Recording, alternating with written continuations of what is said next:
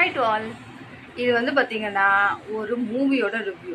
எப்பயுமே பெருசாக மூவியோட ரிவ்யூலாம் நான் பண்ணதே இல்லை. தேட்டர்லேருந்தே இந்த மூவியெல்லாம் பற்றி கண்டிப்பாக பேசியிருந்துருக்கணும். ஆனால் ஏன் பேசலைன்னு எனக்கு தெரியல. இந்த மூவியை பற்றி நிறையா பேர் பேசியிருந்தாங்க. ஸோ அதனாலேயே சரி நம்ம அப்புறமா பேசலாம் அப்படின்னு நினச்ச உடனே அது ரொம்ப லேட்டாக அப்புறமா போய்கிட்டே இருந்துடுச்சு. மற்றவங்க பேசிட்டாங்க அப்படின்றதுனால நம்ம பேசுறதை ஸ்டாப் பண்ணிடணுமா என்ன? அதனாலேயே நான் என்ன பேச போகிறேன்றதை நீங்கள் கேளுங்க. இவ்வளோ பில்டப்பாக இருக்கே, அப்படி என்ன மூவி அப்படின்னு நீங்கள் கேட்குறது எனக்கு கேட்குது. என்ன மூவினா காந்தாரா மூவி.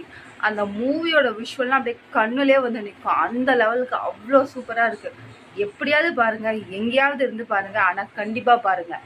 தியேட்டர் தான் போய் பார்க்கணுன்னு இல்லை, உங்களுக்கு எது வந்து கம்ஃபர்டபுளாக இருக்கோ அந்த இடத்துல இருந்து நீங்கள் வந்து எப்படி பார்க்கணுன்னு நினைக்கிறீங்களோ, மேபி உங்களோட வீட்டில் இல்லைனா வந்து ஃப்ரெண்ட்ஸுங்களோட சேர்ந்து வீட்டில் இல்லை தேட்டரில் எப்படியாவது போய் பாருங்கள். ஆனால் கண்டிப்பாக நீங்கள் பார்க்க வேண்டிய ஒரு படம்னா காந்தாரா மூவி. இந்த மூவியை பற்றி நான் ரொம்ப லேட்டாக ரிவ்யூ கொடுக்கறதுக்கு ரொம்ப சாரி. ஆனால் லேட்டாக ரிவ்யூ கொடுத்தாலும் அந்த மூவியோட மவுசு குறையாது. அவ்வளோ சூப்பராக இருக்கும். அட்லாஸ்ட் இதெல்லாம் உங்கள்கிட்ட சொல்லாமல் வேறு யார்கிட்டங்க சொல்ல போகிறேன். அதான் ஒரு பேசினதாக இருக்கட்டும், கடைசியில் வந்து கிளைமேக்ஸ் சீன் வந்து பார்த்தீங்கன்னா நான் கிட்டத்தட்ட அந்த வீடியோ கிளிப்பிங் வந்து மேலே இருக்கும், நான் பேசுறது உங்களுக்கு வந்து கீழே தெரியும்.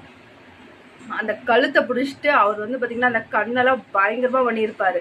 கழுத்தை பிடிச்சிட்டு கிண்ணி பலரே அப்படின்னு சொல்லிட்டு அதுக்கடுத்து திரௌபதி அம்மன் நினைக்கிறான். திரௌபதி அம்மன் வந்து வரும்போது அவர் ஆடின டான்ஸாக இருக்கட்டும், லாஸ்ட்டு கிளைமேக்ஸ் சீன்லாம்